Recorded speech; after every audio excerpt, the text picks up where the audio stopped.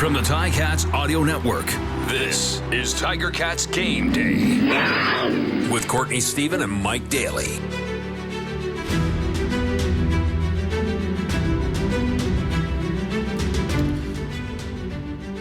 Welcome back to another episode of Tiger Cats Game Day. I'm Courtney Stephen here, joined by Mike Daly. As always, Mike, it's Ticats, Montreal, a battle of second place in the East Division. These teams have mirrored records, 3-6 apiece. And today they're going to see who actually can step ahead in that very tight and increasingly interesting Eastern Division. How you feel about this one, man? Is this the game of the week? Well, if you start looking at the playoff picture, it might be, right? Because if it's a battle for second right now, but game of the week, I don't know, maybe a little too early to be calling that. But A little bit of a stretch. Listen, the one thing that is cool is both these teams, we're kind of having, a slower start to the season, right? But now Montreal coming off that big win against Winnipeg in overtime, right, which I'm sure gives them a bunch of confidence.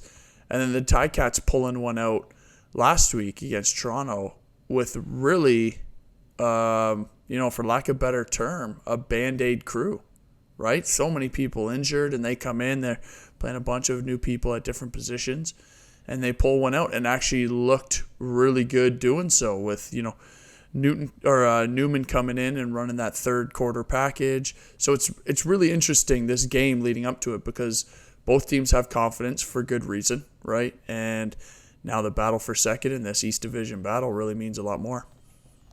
Absolutely. Man, this is going to be a good one, and the lineups will be a bit shaken up. As you mentioned, there was a Band-Aid crew put together, but this week it gets worse. Or does it get better? I think it gets more interesting at the top of the roster, the top of the DMP list. Simone Lawrence is back on the 6th game. That's never a place that Tiger Cat faithful want to see number 21, but in spot duty, Kyle Wilson did outstanding for the 2 games that he did start, and he will be back in the lineup at will linebacker. Jamal Roll, who has been playing in that weak side corner spot, he is also out for this game, and the 2021 nominee for Rookie of the Year from the Ticats, Des Lawrence, is going to see his first action. Ciante Evans is out, Alden Darby back in. This defense is probably the most turnover that they've seen in the last year. Do you feel like these guys who are stepping in, but we all know they're good, they're all pros, but do you think it's going to take some time for them to warm up and get into game form? Des Lawrence hasn't seen the field really all year. Yeah, he just came in on special teams for the one game, if we remember back in the early parts of the season. I think it's tough to get the communication part down. We've talked about this with the O-line, and I think the defensive back group is the same thing. I mean, Court, let me spin this question back onto you, because when you have 2 new guys, even though they've played before, there's little nuances of communication that need to go on. Can that get ironed out in that 1 week of, oh no, Jamal Roll and Ciante Evans are down?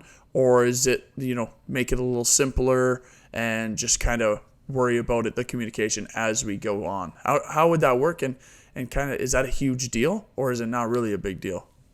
Well, being that the defensive backfield is a place where you can have 25 straight perfect plays, and it's the one play you make a mistake that can often define your game, I think it is a big deal. But these guys have the benefit of Des Lawrence not being a rookie to the team. It's just his first week starting this season, so there would be some residual chemistry, if you will. I think the thing that people don't see that you might not experience unless you're on the field is those specific situations. Mike, you know what I'm talking about. If they bring 3 receivers close together and all of a sudden we have to communicate and determine, of these 3 guys, who's taking who? Are you taking the guy that goes deep, the guy who goes in, and I'll take the guy who goes out? Or is somebody just going to go walk up close and eliminate one of these guys, and the other 2 of us will play around?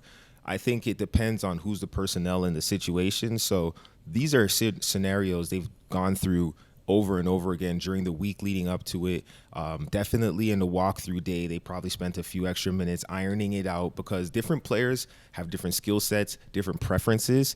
And I think Montreal will look to take advantage of those potential lapses in communication because everybody knows that O-line, DBs, heavily communication-based position groups, and the way that you exploit them is forcing them to say one more word right before the snap. And right before the snap, we will see again. We like that transition. We will see Matt nice. Schultz. Matt Schultz under center for the Hamilton Tiger Cats. But interesting, QB1 Dane Evans will be QB3 on the depth chart. I'm sure Tiger Town faithful will be glad to see him there, holding the clipboard, but also wearing shoulder pads, ready to get in the action if duty calls. Another person in the matchup today that we haven't seen quite as much this year, Lamar Durant, the big body receiver. I think this lineup is a formidable one. The offense is getting it done by committee. Each week, different receivers getting in the mix, a different running back popping up. We saw 2 quarterbacks running the ball. We saw Don Jackson, and Sean Thomas Erlington was the one who actually punched it in. How does this offense attack Montreal? They get it done by hook or by crook. What is the strategy for Hamilton going into this one? I think it's exactly what happened last week in the sense of we got to find what's working and just run the heck out of that and keep running until they can stop it. Because really when you look at this offense right now, it's whatever's got to be done, right? And you hear Coach O say it. I don't care what, you can't label us as a specific type of offense, a spread offense, a run offense. It's whatever that offense needs to be to win the game. And I think that's exactly what it is because you saw Schultz, he was able to move the ball downfield. He was able to try to find some big shots, right, early on. But he can also run around. And then when they brought Newman in there, he was just the same. He took over that third quarter. So I think they're going to have some packages in. But really, you have to rely on Stephen Dunbar and Tim White. I think those are going to be 2 guys that are going to need to help Schultz out while this, they kind of figure out their offense and Schultz gets into a rhythm throwing the ball. So I think those 2 guys you'll need to rely heavily on. And I don't want to see Lamar Durant have a breakout game because we know he's capable of it. And, maybe this week just because of the matchups is a good reason. But one thing I do want to bring up is, Court, when was the last time you've seen 9 D linemen dressing?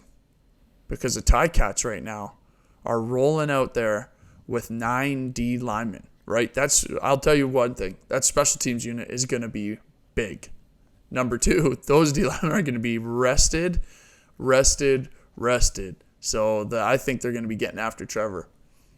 Absolutely.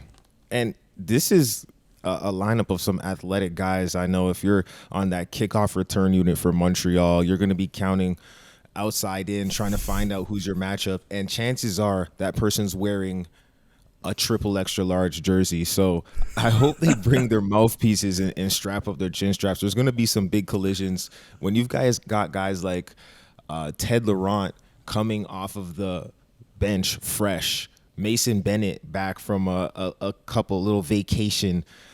These guys are able to get in there and play with a high motor. And like you said, special teams has been a big area.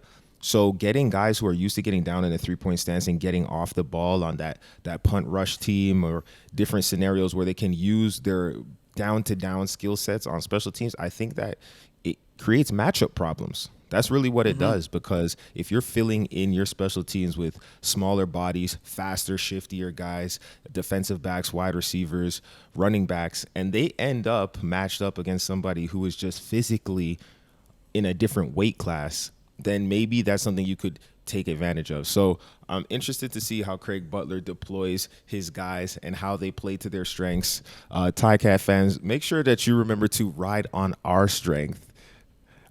From now until October 13th, you can purchase 4 eligible Hercules passenger or light truck tires to receive a $100 Ticats rewards card and be entered to win our road trip sweepstakes. Offer available at participating Active Green and Ross, Ontario locations, or visit HerculesTire.com/AGR rewards. Now let's talk about the Alouettes' strength. The Alouettes have really been a game managing, defensive, running the ball team. And I think Trevor Harris is the one who gets a lot of the credit. He's 7 touchdowns, 7 interceptions.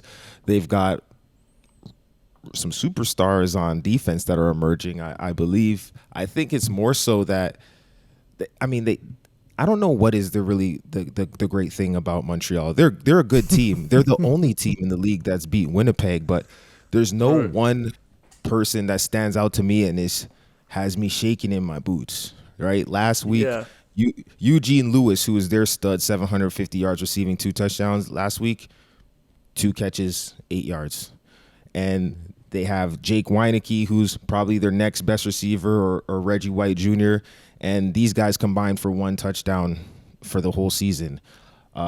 So I'm not exactly sure what is the thing about Montreal that makes them dangerous, but they play tough on defense, and they do really force people into late game situations where they have to be clutch. I mean, they played Winnipeg tough into an overtime game, and it was a missed field goal that ended up going in Montreal's favor that let them win. So given that the Ticats haven't really been lighting up the scoreboard, and Montreal's defense, they know how to get pressure on the quarterback and they know how to force mistakes, is this going to be more so the Ticats offense versus the Montreal defense? Or do you think that Montreal offense has the firepower to really make this one, exciting on the other side of the ball going up against the Ticats D? Yeah, and it's funny you said that because, when I started researching this game to try to figure the teams out, right, and, dive into the numbers a little bit, I was exactly like you, where how is Montreal winning games? Because you start looking at it, right, and last time they played Hamilton, Eugene Lewis had a really good game. I think he was 8 catches for about 150 some odd yards, right?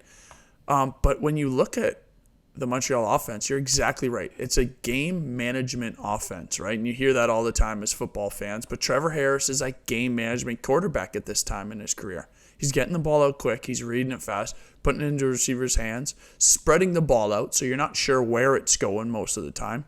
But it's not these big chunk plays. So I think what we have to see is it's going to be one of those, the Montreal offense against the Ticats defense, because what I want to see is that Ticats defense be able to make big impact plays, not just knock the ball down because they lead the league in knockdowns, right? But Court, you and I both know knockdowns half of them are just missed interceptions, right? And so we got to capitalize on the Ticats got to capitalize on some of those and make this game management or this offensive drive efficiency for the Montreal Alouettes slow down by negative plays, sacks, fumbles, interceptions. That's what's going to set up the Ticats offense in order to be successful like they were last game, right? Because I think, when you look at both these teams right now, with the Ticats having a bunch of injuries on offense, there needs to be some big plays from that defense to be able to help them out. And secondly, when I start looking at these two teams, the one matchup I'm so focused on, because they're number 1 and 2 in the league, is the return team of number 1 on the Ticats, Lawrence Woods. Number 2 on the Montreal Alouettes, the combo of Chandler Worthy and Tyson Philpott. Those are my matchups because when you look at it, they're both leading the league in punt return average, right? So when you look at the teams and you go, how are these guys winning games, right? How is this offense being able to put this together and score? Like, the numbers don't look great. You watch the game, it's kind of hit or miss, some 2 and outs. Well, the punt return and the special teams unit is really what's going to give those guys juice. So that's why I'm talking about defense trying to get a couple big negative plays for the Montreal offense, and then let's see the battle between the punt return teams, because that's a field position and that's what helps offenses do well. And that's a great one. I think Philpott is somebody who we will be talking about more and more as his career goes on. He's shown that he could be explosive. He's finally started to come around in the receiving game as well. So whenever he's on the field, I think he's going to work his way into more defenses, prep, and they're going to have to scout him a little bit more as he puts more film out there. Of course, Chandler Worthy, explosive as always. He was nursing an injury during the week, but he will be in the lineup. Now, if you're the Ticats, I think right on cue, you got to put pressure on Trevor Harris and force a mistake. Now, Eugene Lewis, he didn't have a great game last week, but I think you're right. He is the thing that makes that offense go. He's the security blanket. He's the high point guy. He's the big play guy. Whenever they get across midfield, I expect them to put the ball up to 87 and just trust him to come down with it. It doesn't even have to really be a great throw just because he's so good at snatching the ball up out of the air. And for Montreal, the big thing for me is Mike Moore, defensive end. He's causing a lot of trouble. And we haven't been talking about the offensive line too much for the Tiger Cats lately because you know what? They've been playing really well. They've been moving people in the run game. They've been creating pockets. They've been getting all their different protections that they need to, whether it's rollout and they got to slide, or if it's drop back and they got to just straight up pass block, old school, make a pocket and give the quarterback a launch pad. They've been doing a great job. They have not been giving up sacks, and that was something at the beginning of the season that was completely opposite. But I think it's, to your point, the chemistry. They're getting a chance to develop chemistry, and I think Montreal's game plan is going to be, okay, who do we think, we being Montreal, who do we think is the one person on the Ticats offensive line that we can scheme to isolate and put Mike Moore on? I think he's been one of their best pass rushers as of late, and he does it with power and he does it with speed. The guy's relentless. Even if he's not getting a sack, he will be creating pressure. So this will be one of my key matchups to watch. Mike Moore versus the Ticats offensive line. If you're on the Ticats offense, are you starting out with the quick game and things to try and get that pass rush on their heels a little bit? You know you don't have time to get to the quarterback if the ball is out right away. Or do you just continue to kind of go with the deep ball, which the Ticats have been doing a lot better job of in the last couple of games? Yeah, I think with Schultz back there, they try to get back to that lot of lateral movement like we had talked about earlier. Tons of lateral movement, get the ball out quick, a couple misdirection stuff, because with the D-line like the Montreal Alouettes have, right? And you're talking Mike Moore, but Nick Usher, Armando Sewell, like these guys are good. You know what I mean? That's probably what ends up helping that Montreal defense out more, is just because you don't end up seeing that work that the D-line is doing play in, play out. So I think you do a lot of misdirection stuff, a lot of lateral movement and quick passes, like you said, to slow that D-line down, because that's what's going to need to happen in order for them to win this game. But Ticat fans, remember, it's time to ride on our strength. From now until October 13th, purchase 4 eligible Hercules passenger or light truck tires to receive a $100 Ticat rewards card and to be entered to win our road trip sweepstakes. Available at participating Active Green and Ross Ontario locations, or visit herculestires.com/AGR rewards. Now, Court, let's move on to some trends for this game, right? We got battle for second, 2 big wins. How much does the momentum carry over for these teams? I mean, you've been in locker rooms where, the Ticats are probably thinking, listen, we beat Toronto, right? Everybody knows that we're pretty banged up. And then Montreal's locker room is saying, we just beat the undefeated Winnipeg Blue Bombers. Does that carry over at all in pro sports? Or is that one of those things where, people just say it, but really it's next game, next prep? Who do you think is going to benefit most from that, and what's that look like? Well, it definitely does help the confidence when you're the only team in the league to beat the best team in the league. Winnipeg right now, on paper and in a lot of games, has shown that they are the best team of the 2022 season currently. And so Montreal, that's the most recent action they've had, is actually taking down Winnipeg. So I think that there's a lot there for confidence, and all confidence is just, it keeps you inside of your own game. meaning when you're on the opposite end of the spectrum, maybe you're pushing the envelope a little bit further. Maybe you're taking that one play that's, you know what, coach says I just need to do my job, but I don't trust the guy next to me to do his job, so I'm going to do my job and his job. I'm going to extend a little bit further and try to make something extreme happen because we need to make a change. Now, I think that's when you get into a little bit of a desperation mode. If you were a team that's been losing and you're in a pressure situation, you can try to play outside of yourself. But the best teams, they stay in their lane. They just do their job. And I think when you have the confidence to know that your current formula works, that's how those wins impact the next game. You don't actually carry over any of the points. The energy, yeah, it's there for a little bit, but it's more so a reassurance that you're doing the right thing. And I think that's priceless because this is a game of who makes the least mistakes, who's going to turn it over least, who's going to give up the least explosive plays, and the confidence to continue to, you know, chop wood, carry water, and do the same thing that you've been doing to get previous success. I think that's the benefit of having those wins. And so both of these teams coming off wins, right? The Argos were taken down by the Ticats last week in what I think was their most complete game of the season. Ticats getting it done on all phases of the game. Now, Montreal coming off their probably most impressive win of the season. So we go back to when it was the first time that these two teams played each other. And the Ticats, they got that win 24-17. So here we're looking at a really good matchup.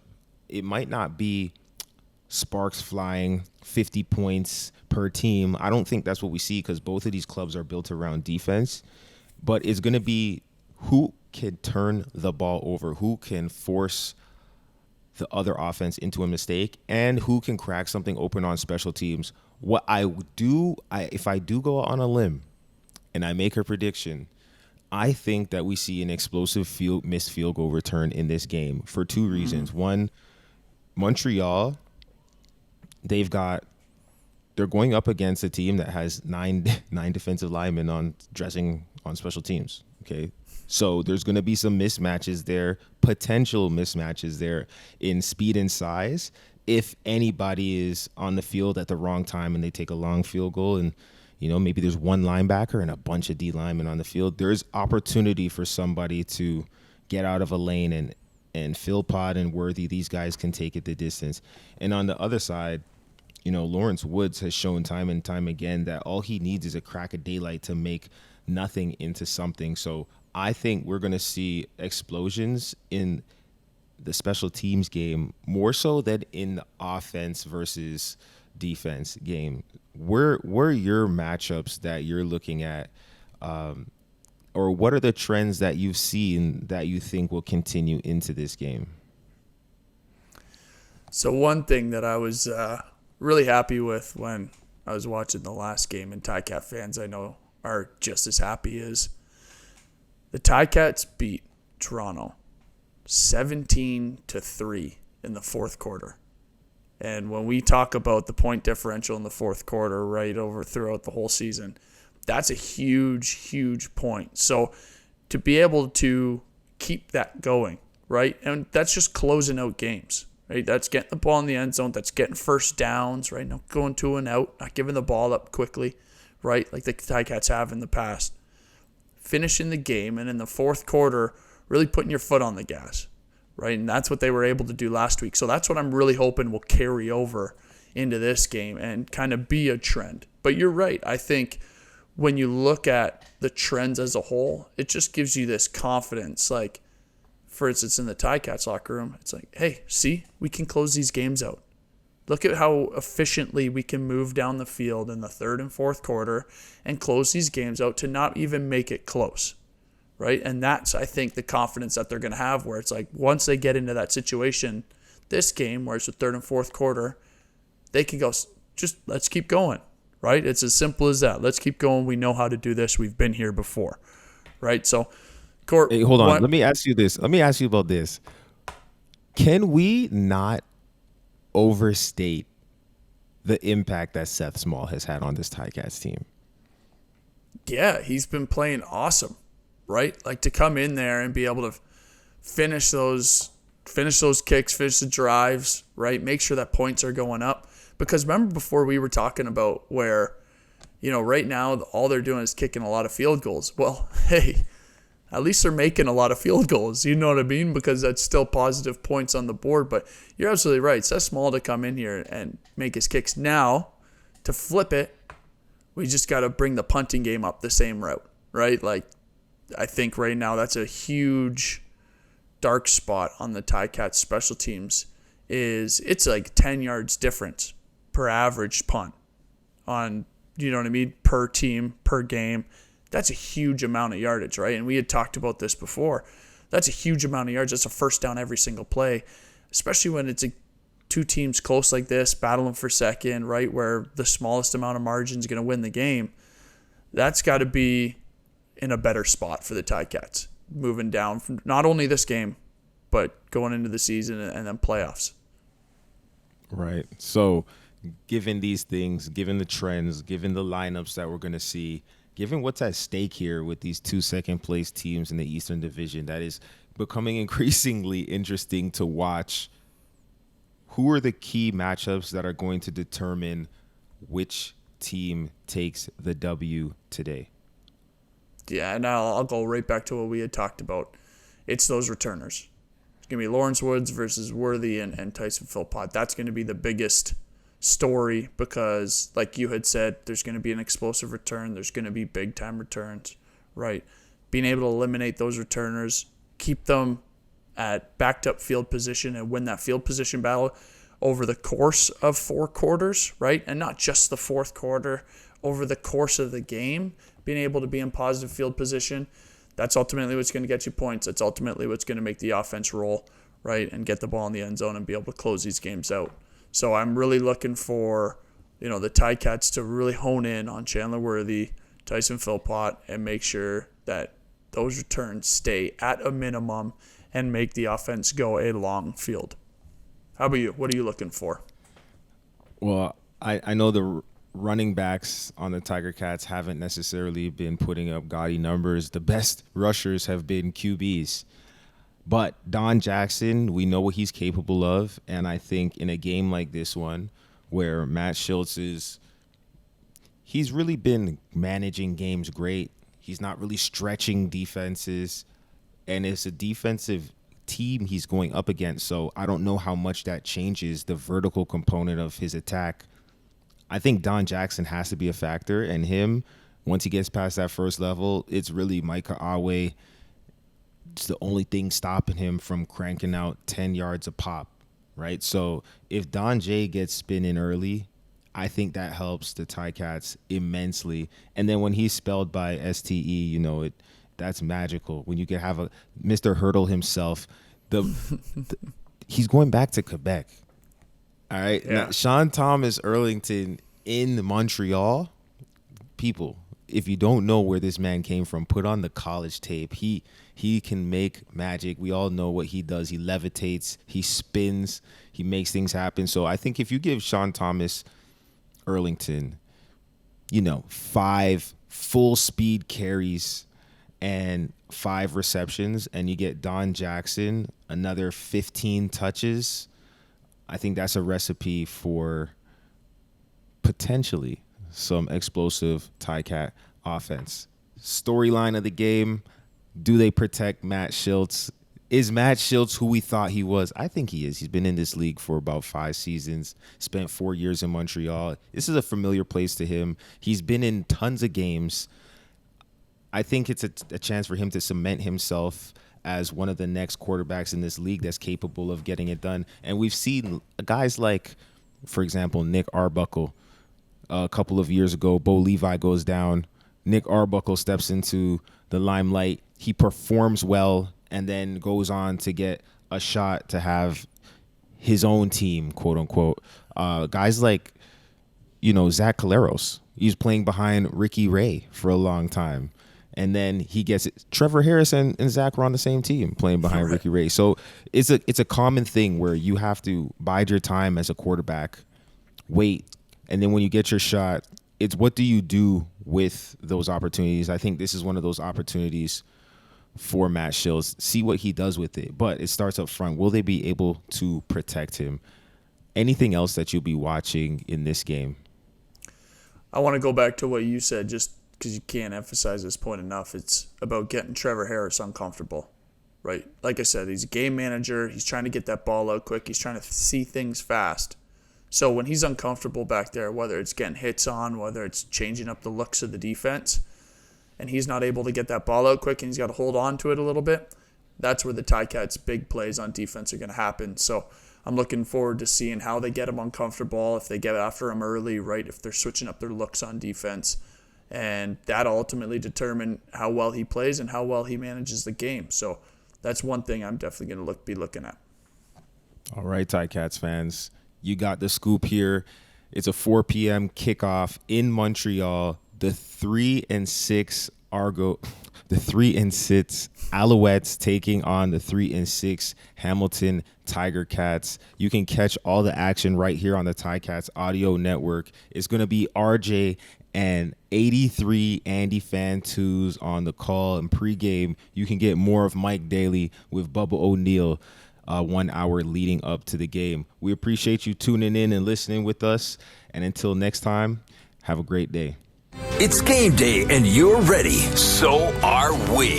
Let us know your thoughts. Email us at gameday@ticats.ca. Courtney Stephen and Mike Daly are here every game day with their insights into today's game. Subscribe to the Ticats Audio Network on Spotify or wherever you get your podcasts.